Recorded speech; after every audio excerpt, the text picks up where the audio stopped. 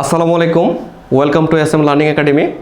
I am Mamunur Rashid with you once again. Hope you are doing great and all of you are fine. Dear viewers, আজকে আমি আপনাদের সাথে আলোচনা করব take কোশ্চেনের পঞ্চম পর্ব নিয়ে। আজকে আমি আপনাদের সাথে আলোচনা করব টেক কোশ্চেনের পঞ্চম পর্ব নিয়ে। আমার গত পর্বগুলো আপনারা যারা দেখেছেন তারা অবশ্যই বুঝতে পারছেন যে টেক কোশ্চেন আসলে তেমন কঠিন কোনো বিষয় নয়, নিয়মিত চর্চা এবং অনুশীলনের মাধ্যমে আপনারা খুব ভালো করতে পারবেন। আজকে আমি আপনাদের সাথে আলোচনা করব পঞ্চম পর্ব নিয়ে। পঞ্চম পর্বে আমাদের রুল 9 হচ্ছে লেট আস দ্বারা ইম্পারেটিভ সেন্টেন্স শুরু হলে শ্যাল উই দ্বারা টেক কোশ্চেন করতে হবে। এবার লেট আসটা কিন্তু আপনার কন্ট্রাক্টেড ফর্মে থাকতে পারে, যেমন লেটস, লেট আস বা লেটস। যদি আলাদা আলাদা ফর্মে থাকে তাহলে আসবে লেট আস, আর যদি কন্ট্রাক্টেড ফর্মে থাকে তাহলে আসবে লেটস। তার মানে বুঝতেই পারছেন দুটো জিনিসই কিন্তু এক। লেটস বা লেটাস দ্বারা ইম্পারেটিভ সেন্টেন্স শুরু হলে উইল ইউ দিয়ে, শ্যাল উই দিয়ে।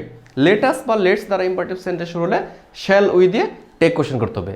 চলুন তাহলে আমরা একটা এক্সাম্পল দিই।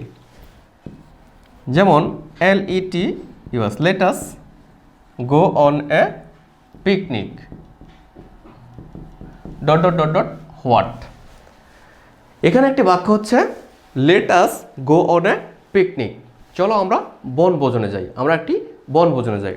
আর লেটাস দিয়ে কিন্তু অবশ্যই একটা প্রস্তাব বোঝায়, কোনো কিছু করার প্রস্তাব বোঝায়, যে চলো আমরা এটা করি, আমরা এটা খাই, বা আমরা এটা করি, আমরা এটা লিখি, এরকম কিছু আর কি। তাহলে প্রদত্ত বাক্যটি আমরা জানি অপরিবর্তিত অবস্থায় বসাতে হবে। প্রদত্ত বাক্যটি অপরিবর্তিত অবস্থায় বসানোর পর আমরা কী করব, এখানে কমা দিব। তাহলে আমরা যেহেতু এখানে নিয়ম পড়েছি লেটাস দিয়ে যদি কোনো বাক্য শুরু হয় এবং সেটা দিয়ে প্রস্তাব বোঝায়, তাহলে আমরা অবশ্যই শ্যাল উই দিয়ে টেক কোশ্চেন করব। তাহলে এখানে আমরা লিখব শ্যাল উই এবং শেষে প্রশ্নবোধক চিহ্ন দেব, আর নিচে কিন্তু আমরা অবশ্যই আন্ডারলাইন করব। ডিয়ার ভিউয়ার্স, তাহলে এই বাক্যটির অর্থ হচ্ছে let us go on a picnic, চলো আমরা বনভোজনে যাই, শ্যাল উই। তাহলে টেক কোশ্চেনটা হবে শ্যাল উই। আমরা আরও একটা এক্সাম্পল দিই, এবার কন্ট্রাক্টের ফর্মে LET'(S), লেটস। তার মানে লেট আস যা, লেটসও তা। তাহলে let's play football, let's play football. এই বাক্যটির অর্থ হচ্ছে চলো আমরা ফুটবল খেলি, চলো আমরা ফুটবল খেলি। তাহলে আমরা জানি টেক কোশ্চেন কী করতে হবে, অবশ্যই তোমাদের মনে আছে যে অবশ্যই প্রদত্ত সেন্টেন্সটি অপরিবর্তিত অবস্থায় বসাতে হবে। আমি সময় সংক্ষিপ্ততার কারণে ডট ডট দিয়ে নিচ্ছি, তোমরা পুরোটা লিখে নিবে। তাহলে লেটস প্লে ফুটবল, চলো আমরা ফুটবল খেলি। এখানে প্রশ্নবোধক চিহ্ন না, দুঃখিত, এখানে কমা বসাতে হবে। কমা বসানোর পরে এখানে আমরা সরাসরি কী লিখব, শ্যাল উই। যেহেতু আমরা শিখেছি লেটাস বা লেটস দ্বারা যদি কোনো ইম্পারেটিভ সেন্টেন্স শুরু হয়, তাহলে সেখানে আমাদের আর কিছু বিবেচনা না করে, আর কিছু চিন্তা না করে, আমরা উইথাউট থিঙ্কিং এনিথিং, কোনো কিছু বিবেচনা না করে আমরা সেখানে বসাই দেব শ্যাল উই। কী বসাবো, শ্যাল উই, শ্যাল উই। এবং শেষে আমরা অবশ্যই একটি প্রশ্নবোধক চিহ্ন দিতে ভুলবো না, আর নিচে অবশ্যই কিন্তু আন্ডারলাইন করে দিতে হবে। তাহলে লেটস প্লে ফুটবল, চলো আমরা ফুটবল খেলি, শ্যাল উই। এবার আমরা আরও একটি এক্সাম্পল দিয়ে জিনিসটা আরও একটু ক্লিয়ার করতে চাই। যেমন let us solve the problem, solve the problem, let us solve the problem. অর্থ হচ্ছে চলো আমরা সমস্যাটির সমাধান করি, চলো আমরা সমস্যাটির সমাধান করি। তাহলে প্রদত্ত সেন্টেন্সটি অপরিবর্তিত অবস্থায় বসাতে হবে। বসানোর পর এখানে একটি কমা দিতে হবে এবং পূর্ব পশ্চিম চিন্তা ভাবনা না করে কেবলমাত্র আমরা এখানে শ্যাল উই বসাবো। তাহলে এখানে আমরা কী বসাবো, শ্যাল উই, শেষে প্রশ্নবোধক চিহ্ন এবং নিচে আন্ডারলাইন করে দিলাম।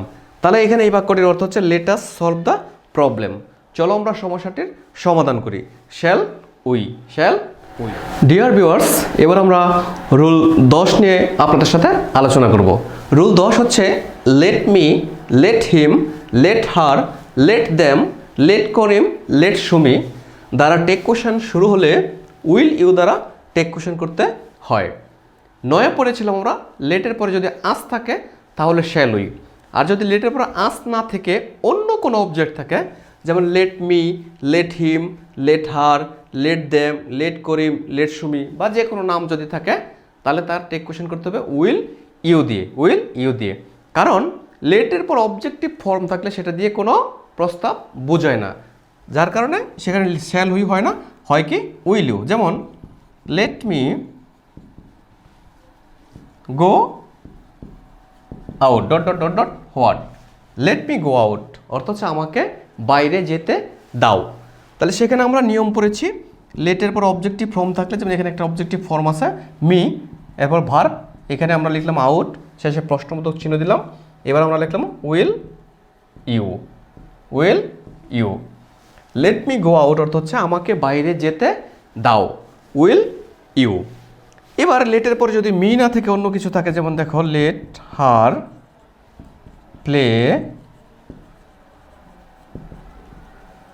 Football, let her play football, তাকে ফুটবল খেলতে দাও, শেষে প্রশ্নবোধক চিহ্ন। এবার আমরা প্রদত্ত সেন্টেন্সটি অপরিবর্তিত অবস্থায় লিখব। লেখার পর কী করতে হবে, অবশ্যই আপনাদের মনে আছে কি, হ্যাঁ অবশ্যই এখানে কী করতে হবে, প্রশ্নবোধক চিহ্ন দিতে হবে, দুঃখিত কমা দিতে হবে। তাহলে এখানে আমরা কমা দিলাম।